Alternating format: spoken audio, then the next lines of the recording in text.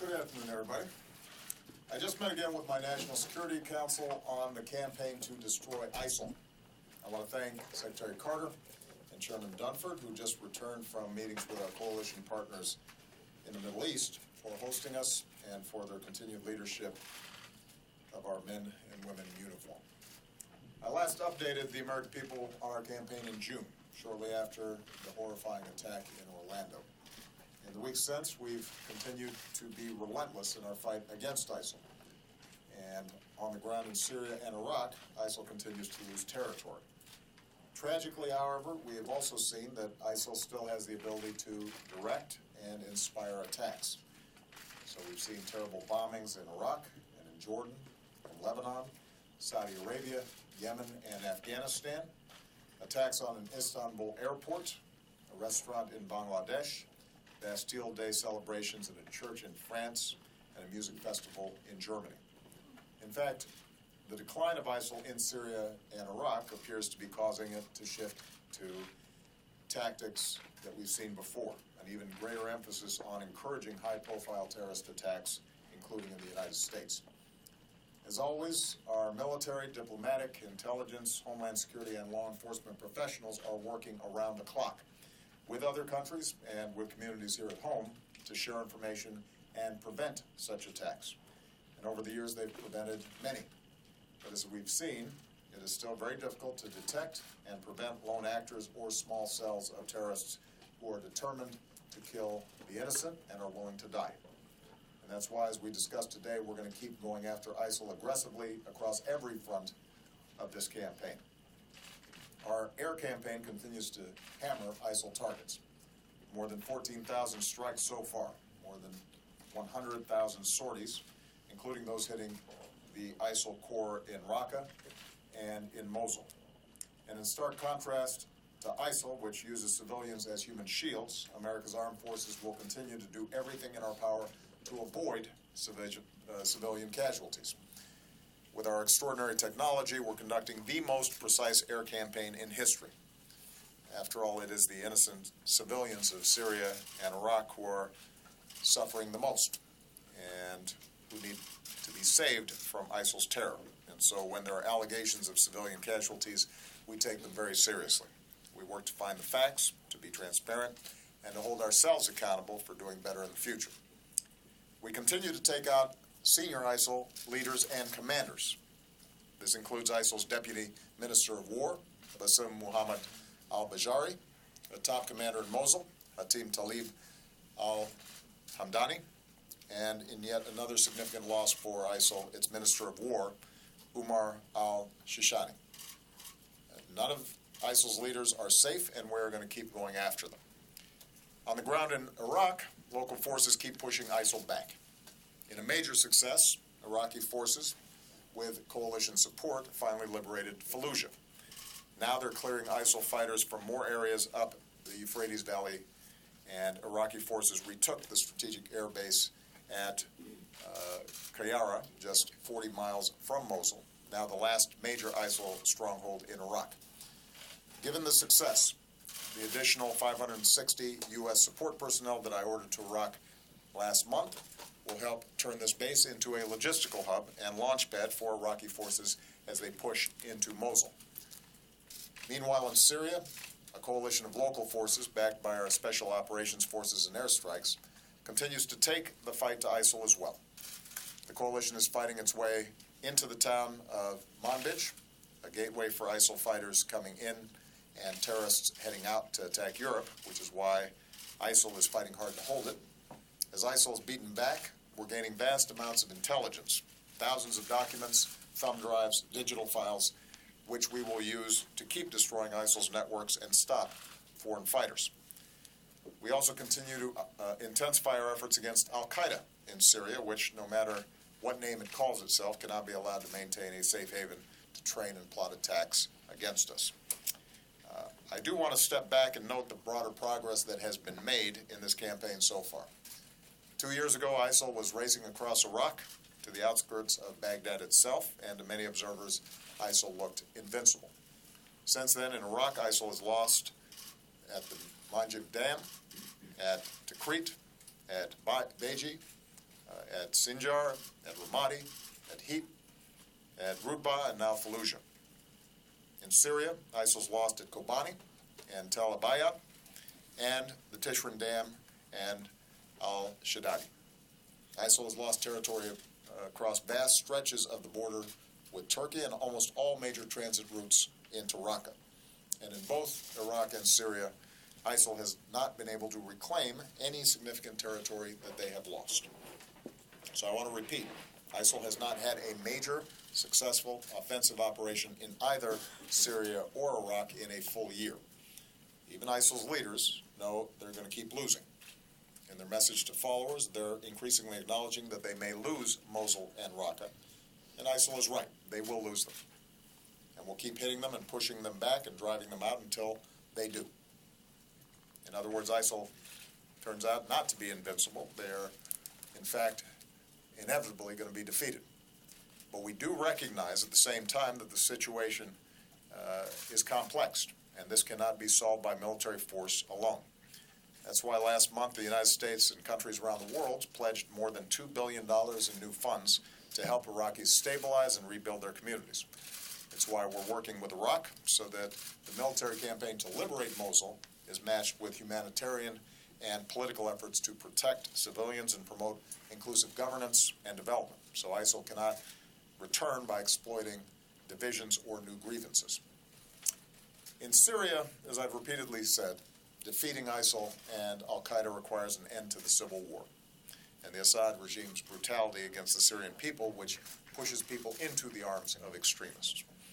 The regime and its allies continue to violate the cessation of hostilities, including with vicious attacks on defenseless civilians, medieval sieges against cities like Aleppo, and blocking food from reaching families that are starving.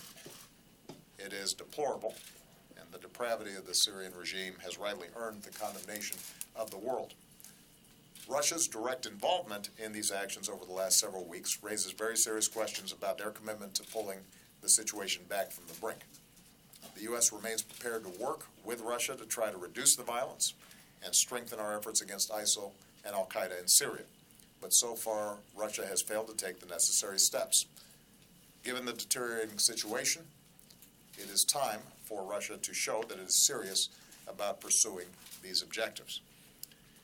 Beyond Syria and Iraq, we'll keep working with allies and partners to go after ISIL wherever it tries to spread. At the request of Libya's Government of National Accord, we are conducting strikes in support of government-aligned forces as they fight to retake Sirte from ISIL, and we will continue to support the government's efforts to secure their country. In Afghanistan, one of the reasons that I decided to largely maintain our current force posture was so that we could keep eliminating ISIL's presence there. And we delivered another blow last month when we took out a top ISIL leader in Afghanistan, Umar Khalifa. Finally, it should be clear by now, and no one knows this better than our military leaders, that even as we need to crush ISIL on the battlefield, their military defeat will not be enough.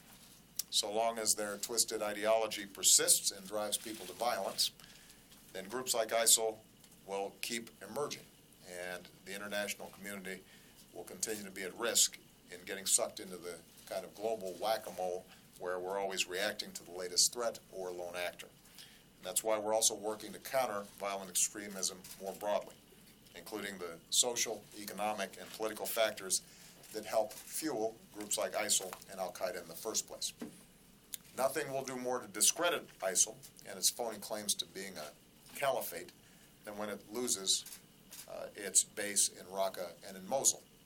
And we're going to keep working with partners, including Muslim countries and communities, especially online, to expose ISIL for what they are: murderers who kill innocent people, including Muslim families and children as they break their Ramadan fast, and who set off bombs in Medina near the Prophet's mosque, one of the holiest sites in Islam.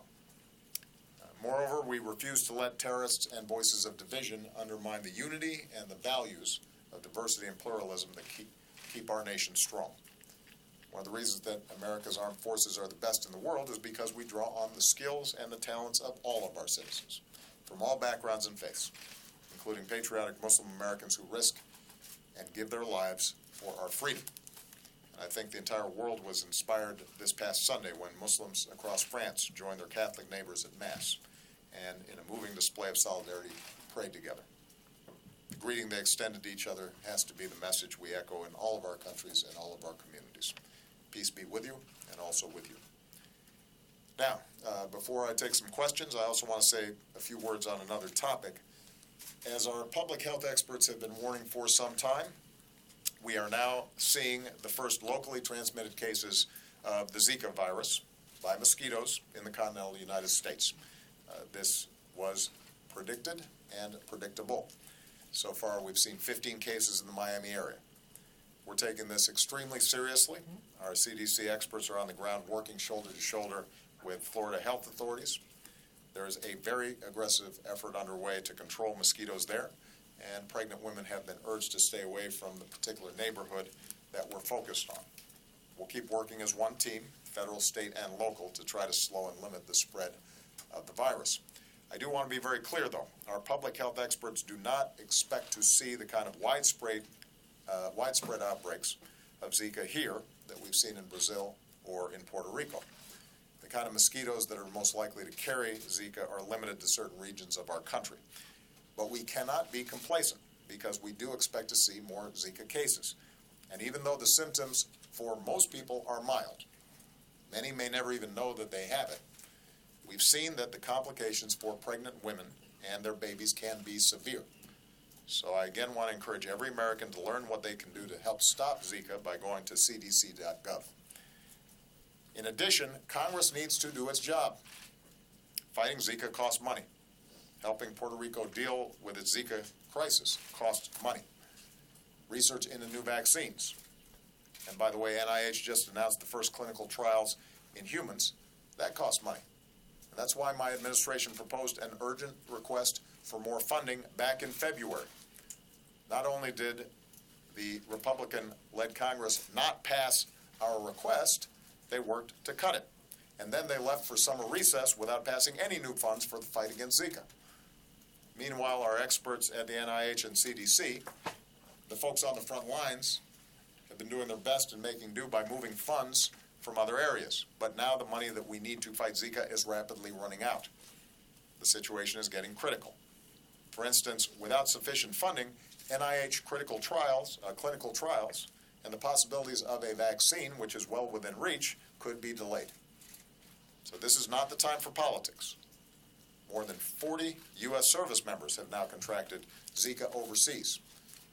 In 50 U.S. states, we know of more than 1,800 cases of Zika connected to travel to infected areas, and that includes nearly 500 pregnant women.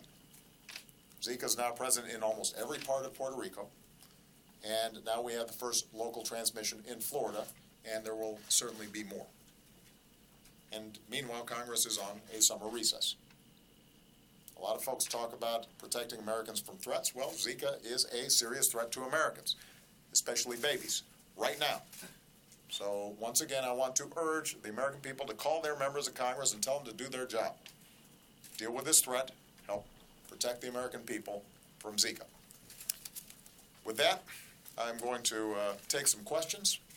I'm going to start with someone who just assumed the second most powerful office in the land, Jeff Mason, the New Correspondents Association president, also from Reuters. Jeff. Thank you, sir. Hardly powerful. And happy birthday. Thank you very much. As Islamic State loses territory, you and other officials have said that it is becoming a more traditional terrorist group. Are you satisfied that the United States and its allies have shifted strategy sufficiently to address that change? And secondly, given your comments this week about Donald Trump's volatility and lack of fitness to be president, are you concerned that he will be receiving security briefings about ISIS and other sensitive national security issues? Okay. I'm never satisfied with our response, because if you're satisfied, that means the problem's solved, and it's not. So we just spent a couple hours meeting with my top national security folks to look at what more can be done. It is absolutely necessary for us to defeat ISIL in Iraq and Syria. it is not sufficient, but it is necessary.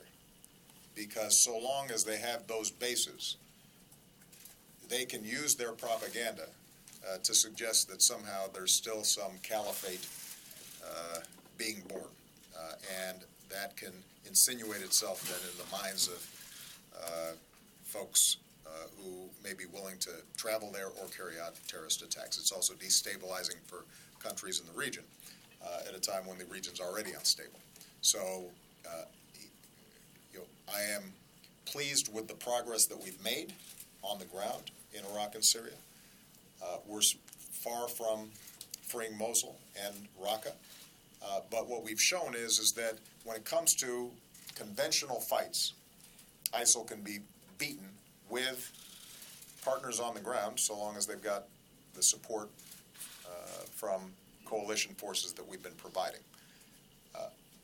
In the meantime, though, you're seeing ISIL carry out external terrorist acts, and they've learned something. They've adapted from al-Qaeda, which had a much more centralized operation and tried to plan very elaborate attacks.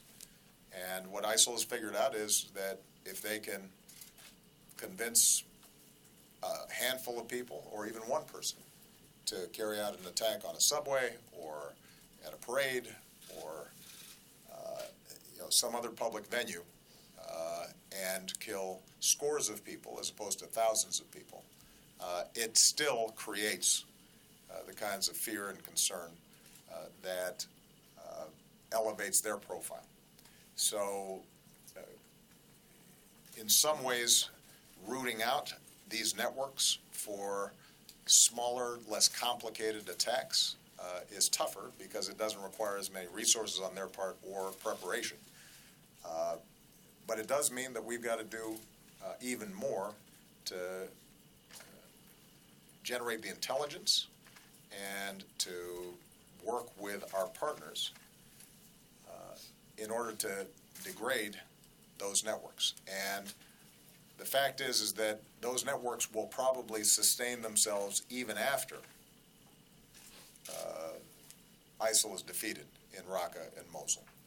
But what we've learned from our efforts to defeat al-Qaeda is that if we stay on it, our intelligence gets better, and we adapt as well.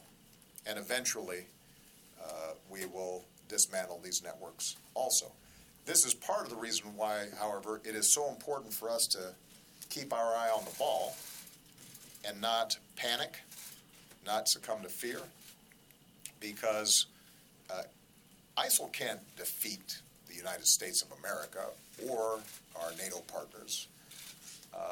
We can defeat ourselves, though, if we make bad decisions.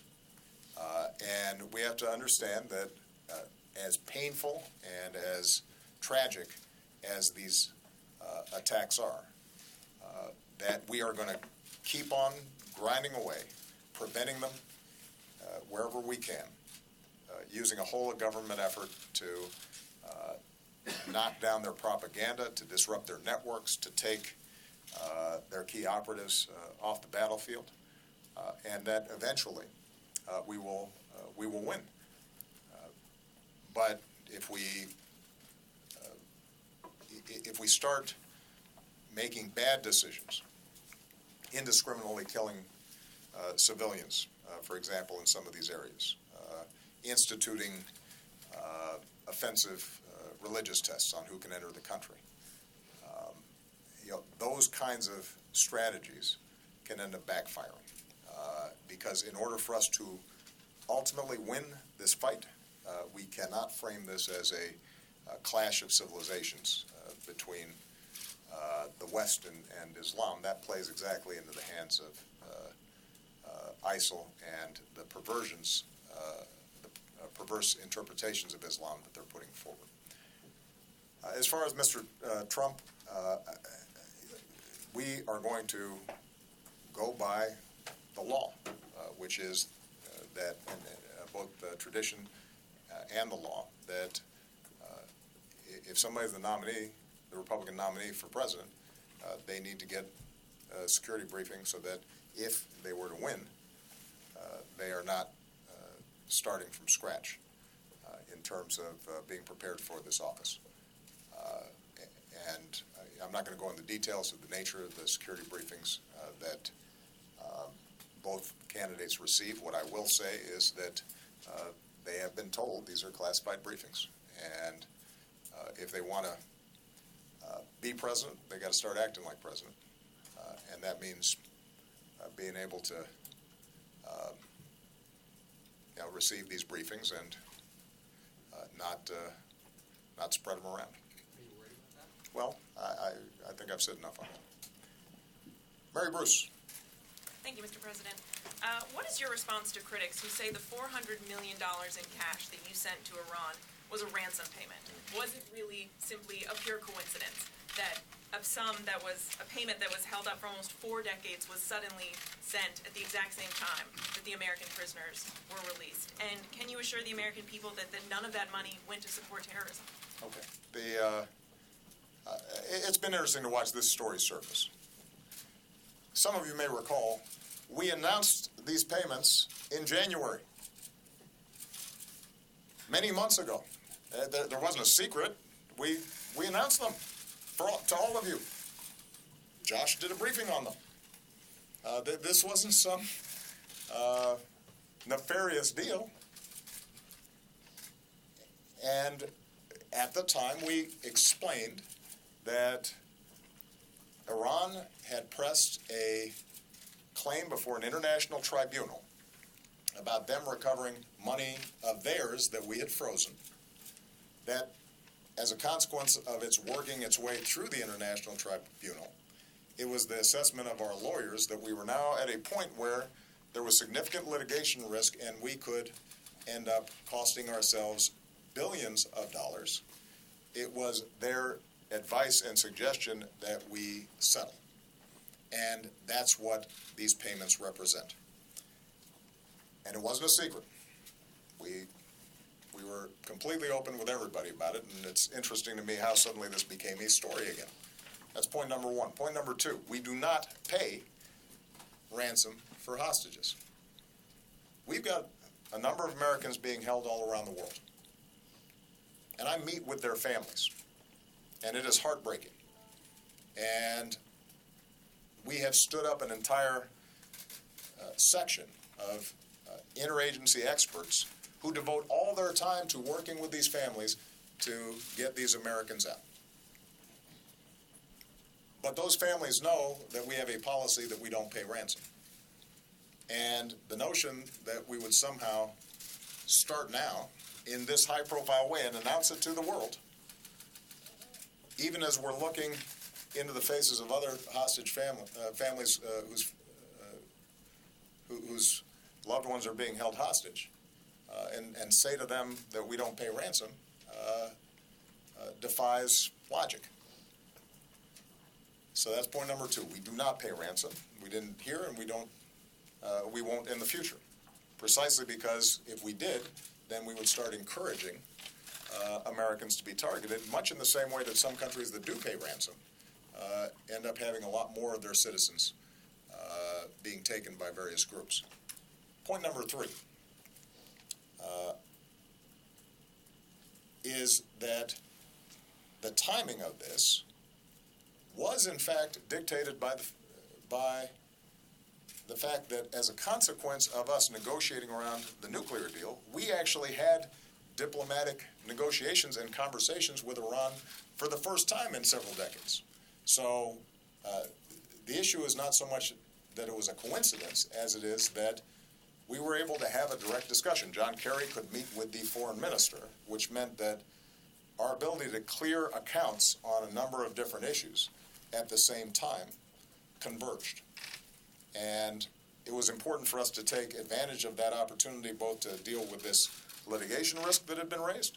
It was important for us to make sure that we finished the job on the Iran nuclear deal. And since we were in a conversation with them, it was important for us to be able to push them hard in getting these Americans out. And let me make a final point on this. It's now been well over a year since the agreement with Iran to stop its nuclear program was signed. And by all accounts, it has worked exactly the way we said it was going to work. You'll recall that there were all these horror stories about how Iran was going to cheat, and this wasn't going to work, and Iran was going to get $150 billion to finance terrorism, and all these kinds of scenarios.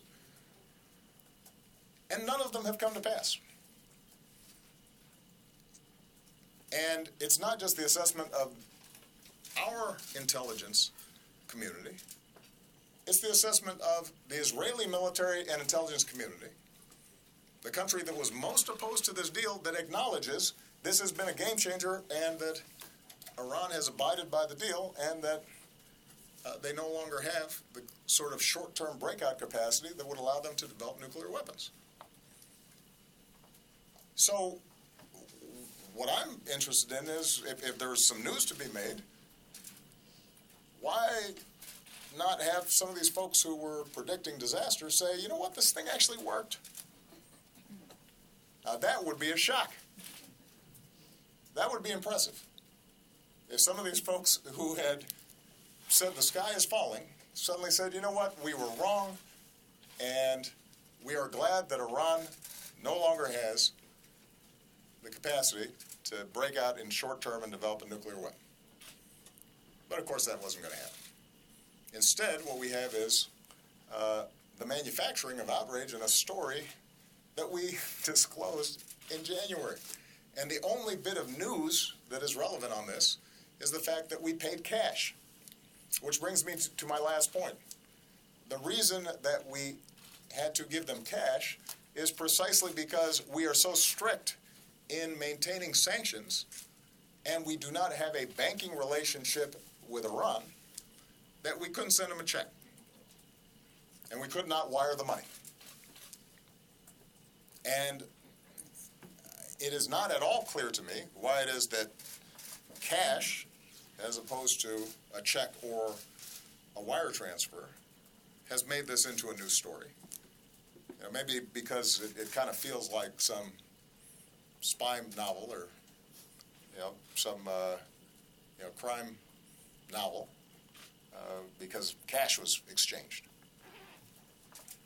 The reason cash was exchanged is because we don't have a banking relationship with Iran, which is precisely part of the pressure that we were able to apply to them so that they would ship a whole bunch of nuclear material out and close down a bunch of facilities that, as I remember, 2 years ago, 3 years ago, 5 years ago, was people's top fear and priority, that we make sure Iran doesn't have breakout nuclear capacity. They don't. This worked.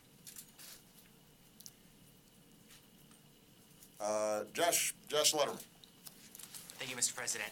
Repeatedly now, Donald Trump has said that this election will be rigged against him, challenging really the core foundation of our democratic system. Can you promise the American people that this election will be conducted in a fair way? And are you worried that comments like his could erode the public's faith in the outcome of the election? And if he does win, given that you've just declared him unfit, what will you say to the American people? Well, at the end of the day, it's the American people's decision. I have one vote. I have the same vote you do. I have the same vote that all the voters who are eligible all across the country have. I've offered my opinion, but ultimately it's the American people's decision to make collectively. And if somebody wins the election and they are president, then my constitutional responsibility is to peacefully transfer power to that individual and do everything I can to help them succeed.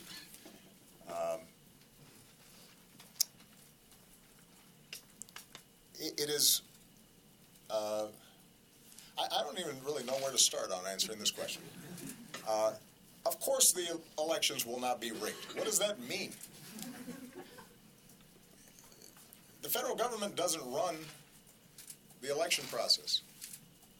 States and cities and communities all across the country, they're the ones who set up the voting systems and the voting booths. And if Mr. Trump is suggesting that there is a conspiracy theory that is being propagated across the country, including in places like Texas, where typically it's not Democrats who are in charge of voting booths. That's ridiculous. That doesn't make any sense, and I don't think anybody would take that seriously. Now, we do take seriously, as we always do, our responsibilities to monitor and preserve the integrity of the voting process. If we see signs that a voting machine or system is vulnerable to hacking, then we inform those local authorities who are running the elections that they need to be careful. If we see jurisdictions that are violating federal laws in terms of equal access and aren't providing ramps for disabled voters or are discriminating in some fashion or are otherwise violating civil rights laws, then the Justice Department will come in and take care of that. But this will be an election like every other election. And, you know, I think all of us at some points in our lives have played sports or maybe just played in a schoolyard or a sandbox, and sometimes folks, if they lose, they start complaining that they got cheated. But I've never heard of somebody complaining about being cheated before the game was over or before the scores even tallied.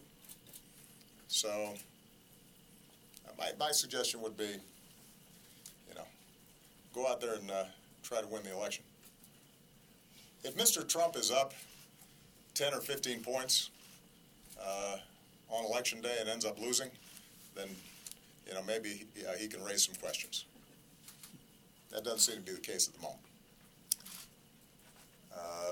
Barbara Starr. Thank you, Mr. President. On the question of ISIS expansion that you've been talking about, because you see them expanding around the world, because you see them trying to inspire attacks, what is your current level of concern about the homeland? You talked about the protection measures, but what is your assessment about the possibility, your own intelligence advisors suggest it's possible, about the direct ISIS threat to Americans?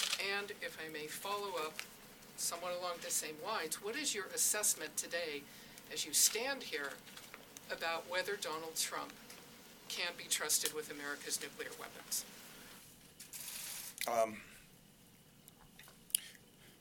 You know, on your second question, and I'll sort of address this to any additional Trump questions.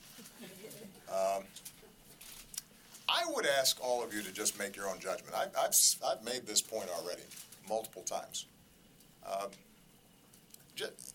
Just listen to what Mr. Trump has to say and make your own judgment with respect to how confident you feel about his ability to manage things like our nuclear triad. With respect, sir, it suggests that you're not confident. Well, as I recall, I just answered a question about this a couple of days ago, and I thought I made myself pretty clear. And I don't want to just keep on repeating it or a variation on it. I obviously have a very strong opinion about the two candidates who are running here. One is very positive, and one is not so much. And I think that you will just hear any further questions that are directed to this subject. I think you'll hear pretty much variations on the same theme. What I can say is this is serious business, and the person who is in the Oval Office and who our Secretary of Defense and our Joint Chiefs of Staff and our outstanding men and women in uniform report to. You know, they are counting on somebody who has the temperament and good judgment to be able to make decisions to keep America safe. And that should be very much on the minds of voters when they go into the voting booth in November. In terms of the threat that ISIL poses to the homeland, I think it is serious. We take it seriously.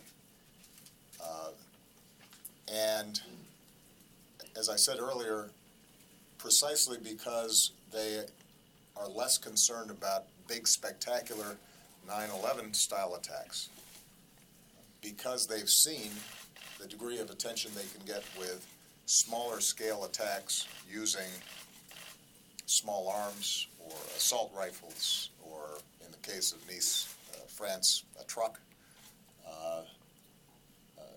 The possibility of either a lone actor or a small cell carrying out an attack that kills people is real. And that's why our intelligence and law enforcement and military officials are working around the clock to try to anticipate potential attacks, to obtain the threads of people who might be vulnerable to brainwashing by ISIL. We are constrained here in the United States to carry out this work in a way that's consistent with our laws and presumptions of innocence. And the fact that we prevent a lot of these attacks as effectively as we do,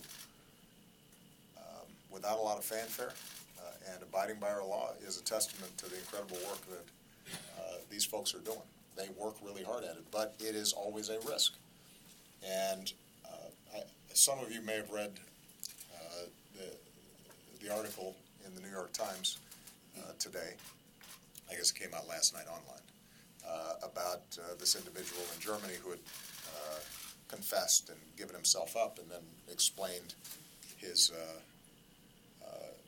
knowledge of how ISIL's networks worked. There was a paragraph in there that some may have caught, which we don't know for a fact that this is true, but according to this reporting, the individual indicated that ISIL recognizes it's harder to get its operatives into the United States. But the fact that we have what he referred to as open gun laws meant that anybody, as long as they didn't have a criminal record that barred them from purchase, could go in and buy weapons. That made sort of a homegrown extremist strategy more attractive to them. And those are the hardest to stop, because by definition, if somebody doesn't have a record, if it's not triggering something, it means that anticipating their actions becomes that much more difficult. And this is why the military strategy that we have in Syria and Iraq is necessary, but it is not sufficient. We have to do a better job of disrupting networks, and those networks are more active in Europe than they are here, but we don't know what we don't know, and so it's conceivable that there are some networks here that could be activated. But we also have to get to the messaging that can reach a troubled individual over the internet, and do a better job of disrupting that.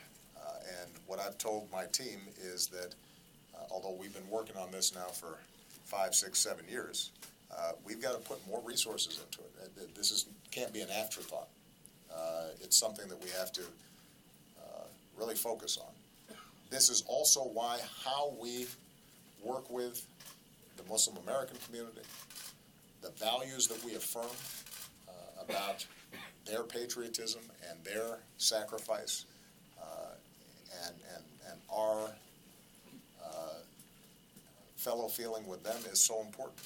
One of the reasons that we don't have networks and cells that are as active here as they are in certain parts of Europe is because the Muslim American community in this country is extraordinarily patriotic and largely successful, and fights in our military, and serves as our doctors and our nurses, and there are communities in which they are raising their kids with love of country and a rejection of violence, and that has to be affirmed consistently. And if we screw that up, then we're going to have bigger problems. Gregory Corti of USA Today. Thank you, Mr. President. Yesterday, you commuted the sentences of 214 federal inmates. It was the largest single-day grant of commutations in the history of the American presidency. So I wanted to ask you a couple of questions about your clemency thought process. One is, you've talked about this as low-level drug offenders who got mandatory minimum sentences. But about a quarter of the commutations that you've granted also had firearms offenses. Given your overall philosophy on firearms, can you reconcile that for us? Sure. And given that previously in your presidency you had sent a memo to the Office of Pardon Attorney saying there was a sort of a predisposition against firearms being carried in clemency, why did you change your mind on that? Sure. Also, the other side of the ledger here is pardons. You've granted more commutations than any president since Calvin Coolidge. You've granted fewer pardons than any two-term president since John Adams. Right. Why is that? Is the focus on commutations taking energy away from pardons? Especially since, these are, you've talked about second chances. A full pardon would give people a better chance at those second chances. Right. And then finally, just one other thing on pardons. Many of your predecessors in the final days of their presidency have reserved that for their more politically sensitive pardons. Should we expect you to do that, or would you rule that out? I appreciate the question, Gregory, because I haven't had a chance to talk about this much, and this is an effort that I'm really proud of. It is my view, shared by Democrats and Republicans alike in many quarters, that as successful as we've been in reducing crime in this country, the extraordinary rate of incarceration of nonviolent offenders has created its own set of problems that are devastating. Entire communities have been ravaged, where largely men, but some women, are taken out of those communities. Kids are now growing up without parents. It perpetuates a cycle of poverty and disorder in their lives. It is disproportionately young men of color that are being arrested at higher rates, charged and convicted at higher rates, and imprisoned for longer sentences. And so ultimately, the fix on this is criminal justice reform, and I still hold out hope that the bipartisan effort that's taken place in Congress can finish the job, and we can have a criminal justice system, at least at the federal level, that is both smart on crime, effective on crime, but recognizes the need for proportionality in sentencing and the need to rehabilitate those who commit crimes. But even as that slow process of criminal justice reform goes forward, what I wanted to see is if we could reinvigorate the pardon process and commutation process that had become stalled over the course of several years, partly because it's politically risky.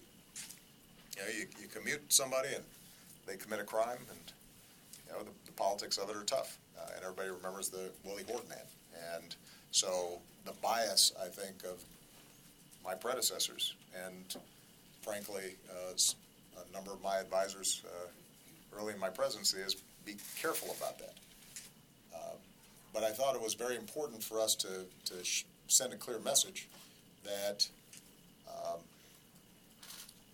we believe in the principles behind criminal justice reform, even if ultimately we need legislation. So we have focused more on commutations than we have on pardons. I would argue, Gregory, that by the time I leave office, the number of pardons that we grant will be roughly in line with what other presidents have done. But standing up this commutations process has required a lot of effort, a lot of energy, and it's not like we got a new slug of money to do it. So you've got limited resources. The primary job of the Justice Department is to prevent crime and to convict those who have committed crimes and to keep the American people safe. And that means that you've had this extraordinary and Herculean effort by a lot of people inside the Justice Department to go above and beyond what they're doing to also review these petitions that have been taking place. And we've been able to get bar organizations around the country to participate, to kind of screen and help people apply. And what the main criteria that I've tried to set is if under today's laws, because there have been changes in how we charge nonviolent drug offenses, if under today's charges their sentences would be substantially lower than the charges that they received. If they got a life sentence, but a U.S. attorney or the Justice Department indicates that today they'd be likely to get 20 years and they've already served 25, then what we try to do is to screen through and find those individuals who have paid their debt to society, that have behaved themselves and tried to reform themselves while incarcerated, and we think have a good chance of being able to use that second chance well. On the firearms issue, what I've done is to try to screen out folks who seem to have a propensity for violence. And these are just hypotheticals, but there may be a situation where a kid at 18 was a member of a gang, had a firearm, did not use it in the offense that he was charged in. There's no evidence that he used it in any violent offense. It's still a firearms charge and enhancement, but he didn't use it. He's now 48 or 38, 20 years later, and has a unblemished prison record. Has gone back to school, gotten his GED, has gone through drug treatment, has the support of the original judge that presided, the support of the U.S. attorney that charged him, support of the warden, has a family that loves him, and in that situation, the fact that he had 20 years earlier an enhancement because he had a firearm is different than a situation where somebody's engaged in armed robbery and shot somebody. In those cases, that is still something that that I'm concerned about. Our focus really has been on people who we think were overcharged and people who we do not believe have a propensity towards violence. And in terms of your last question about sort of last-minute pardons that are granted, the process that I've put in place is not going to vary depending on how close I get to the election. So it's going to be reviewed by the pardon attorney. It'll be reviewed by my White House counsel. And, I'm going to, as best as I can, make these decisions based on the merits as opposed to political considerations. Okay. And finally, Jim Malashevsky is retiring after 30 years at NBC. He's done an outstanding job, mostly covering the Department of Defense. This may be my last press conference here, so I just wanted to thank Jim for the extraordinary career that he's had and the great job that he's done. And he gets the last question. Thank you very much, Mr. President. First, back to ISIS and Iraq and Syria. Your very own National Counterterrorism Operation has found that despite all the decisive defeats that the U.S. and coalition have dealt ISIS on the battlefield, that they've expanded their threat worldwide to include as many as 18 operational bases. In the 6 years you've been dealing, do you feel any personal disappointment that there hasn't been more progress? And in any discussions you've had with the U.S. military and your intelligence agencies, have you come up with any new ideas on how to deal or defeat ISIS? Every time there's a terrorist attack, I feel disappointment because I'd like to prevent all of them. And that's true not just when the attacks are in Europe or in the United States. When you read stories about attacks in Lebanon or Iraq or Afghanistan or distant parts of the world that don't get as much attention, they get my attention because that's somebody's kid and that's somebody's mom and that's somebody who was just going about his business. And mindlessly, senselessly, this person was murdered. So I haven't gotten numb to it. It bugs me whenever it happens and wherever it happens. And we are constantly pushing ourselves to see, are there additional ideas that we can deploy to defeat this threat?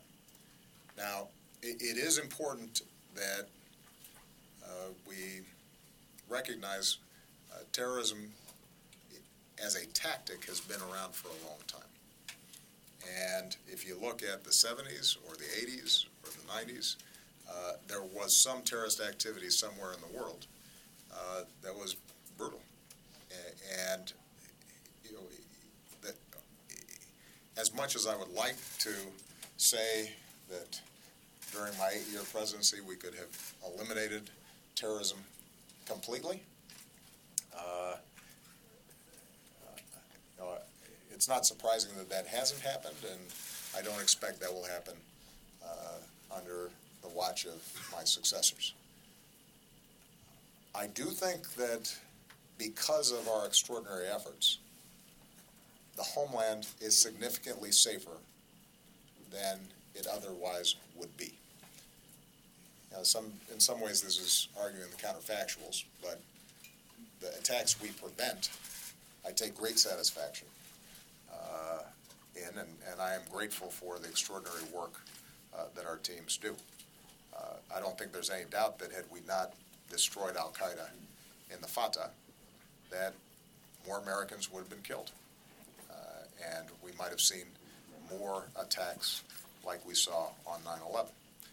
And we have maintained vigilance, recognizing that those threats still remain, those aspirations in the minds of these folks still remain. But it is much harder for them to carry out large-scale attacks like that than it used to be. What we have seen is that these lower-level attacks carried out by fewer operatives or an individual with less sophisticated and less expensive weapons can do real damage. And that, I think, points to the need for us to not just have a military strategy, not just have a traditional counterterrorism strategy that's designed to bust up networks and catch folks before they carry out their attacks, although those still are necessary, and we have to be more and more sophisticated about how we carry those out. It still requires us to have much greater cooperation with our partners around the world. But it points to the fact that we're going to have to do a better job in draining the ideology that is behind these attacks, that right now is emanating largely out of the Middle East and a very small fraction of the Muslim world, a perversion of Islam that has taken root and has been turbocharged over the internet, and that is appealing to even folks who don't necessarily know anything about Islam and aren't even practicing Islam in any serious way, but have all kinds of psychosis and latch onto this as some way of being important. And and magnifying themselves. And that's tougher, because that involves both changes in geopolitics in places like Syria. It requires cultural changes in regions like the Middle East and North Africa that are going through generational changes and shifts as the old order collapses. It requires psychology and thinking about how do these messages of hate reach individuals, and are there ways in which we can intervene ahead of time? All that work is being done, and we've got the very best people at it, and each day they're making a difference in saving lives, not just here, but around the world. But it's a challenge, precisely because if you're successful 99% of the time, that 1% can still mean heartbreak for families. And it's difficult because in a country, let's say, of 300 million people here in the United States, if 99.9% of people are immune from this hateful ideology, but 1/10 of 1% are susceptible to it, that's a lot of dangerous people running around. And we can't always anticipate them ahead of time because they may not have criminal records. So this is going to be a challenge. I just want to end on the point that I made earlier. How we react to this is as important as the efforts we take to destroy ISIL, prevent these networks from penetrating. You can't separate those two things out. The reason it's called terrorism, as opposed to just a standard war, is that these are weak enemies that can't match us in conventional power. But what they can do is make us scared. And when societies get scared, they can react in ways that undermine the fabric of our society. It makes us weaker and makes us more vulnerable, and creates politics that divide us in ways that hurt us over the long term. And so if we remain steady and steadfast and vigilant, but also take the long view and maintain perspective and remind ourselves of who we are and what we care about most deeply and what we cherish and what's good about this country and what's good about the international order and civilization that was built in part because of the sacrifices of our men and women after a 20th century full of world war. If we remember that, then we're going to be okay. But we're still going to see episodically these kinds of tragedies, and we're going to have to keep working on until we make things better. All right. Mr. President. You may, only because this is your retirement. I was hoping you'd... Yeah, but I hope it's not too long, because No, it's short. I'm going to be late for my birthday dinner. Happy birthday, by the Thank way. you. You alluded earlier to the negotiations between the U.S. and Russia over some military-to-military cooperation in Syria against some of the militant forces there, presumably in exchange for whatever Russian influence could be imposed on the Assad regime for a variety of reasons. Now, I'm sure you're not surprised that some in the military are not supportive of that deal. Some European allies think it would be a deal with the devil. What makes you so confident that you can trust the Russians and Vladimir Putin? I'm not confident that we can trust the Russians and Vladimir Putin, which is why we have to test whether or not we can get an actual cessation of hostilities that includes an end to the kinds of aerial bombing and civilian death and destruction that we've seen carried out by the Assad regime. And Russia may not be able to get there either because they don't want to or because they don't have sufficient influence over Assad. And that's what we're going to test. So we go into this without any blinders on. We're very clear that Russia has been willing to support a murderous regime that has, and an individual in Assad who has destroyed his country just to cling on to power. What started with peaceful protests has led to a shattering of an entire, pretty advanced society. And so whenever you're trying to broker any kind of deal with individual like that or a country like that, you got to go in there with some skepticism. On the other hand, if we are able to get a genuine cessation of hostilities that prevents indiscriminate bombing, that protects civilians, that allows humanitarian access, and creates some sort of pathway to begin the hard work of political negotiations inside of Syria, then we have to try, because the alternative is a perpetuation of civil war.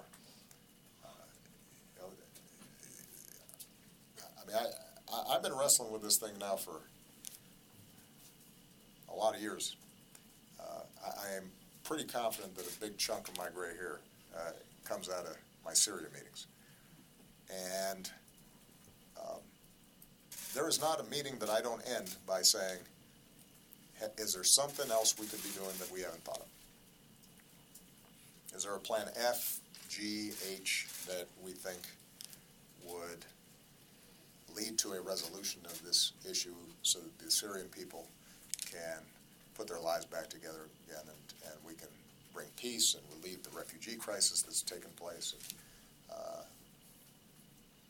And the options are limited when you have a civil war like this, when you have a ruler who doesn't care about his people, when you've got terrorist organizations that are brutal and would impose their own kind of dictatorship on people, and you have a moderate opposition and ordinary civilians who are often outgunned and outmanned. And that's a very difficult situation to deal with.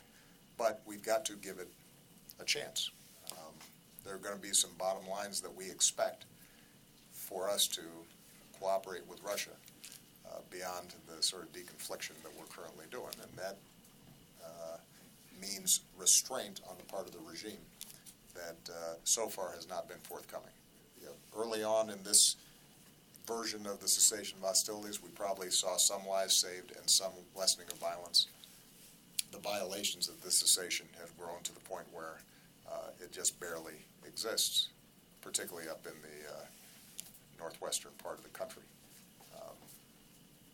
So we're going to test and see if we can get something that sticks. And if not, then Russia will have shown itself very clearly to be an irresponsible actor on the world stage that is supporting a murderous regime, and we'll have to answer to that on the international stage. All right? Thank you very much, everybody.